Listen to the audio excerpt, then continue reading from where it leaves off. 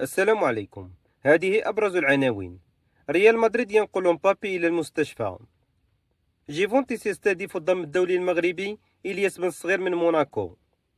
قبل الخوض في التفاصيل، المرجو الاشتراك في القناة وتفعيل الجرس ليصلكم جديد الأخبار العالمية والمحلية. ريال مدريد ينقل مبابي إلى المستشفى.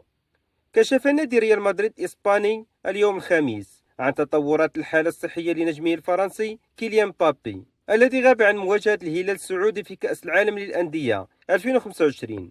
وأوضح النادي في بلاغ رسمي أن مبابي يعاني من التهاب حاد في المعدة والأمعاء، ما استدعى نقله إلى المستشفى لإجراء الفحوصات وتلقي العلاج الطبي اللازم.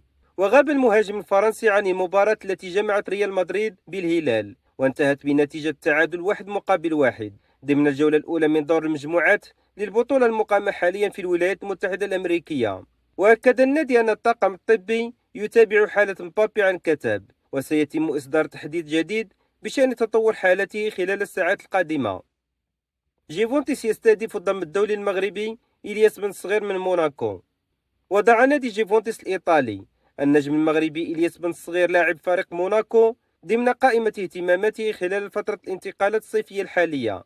وحسب ما أوردته صحيفة لا غازيتا ديلو سبورت الإيطالية، فإن إدارة السيدة العجوز تسعى لتعزيز خط هجومها بضم اللاعب المغربي في إطار خطة رياضية جديدة يقودها المدير الرياضي للنادي داميان كومولي. ويأتي اهتمام اليوفي ببن صغير بعد تألقه اللافت خلال الموسم المنقضي، حيث شارك في 46 مباراة وسجل 9 أهداف وأعطى 4 تمريرات حاسمة. ويمتد عقد الدولي المغربي مع نادي الإمارة حتى صيف 2027، وتقدر قيمته السوقية بحوالي 28 مليون يورو، وسط اهتمام واضح من برشلونة، بايرن ميونخ، ليفربول ومانشستر سيتي.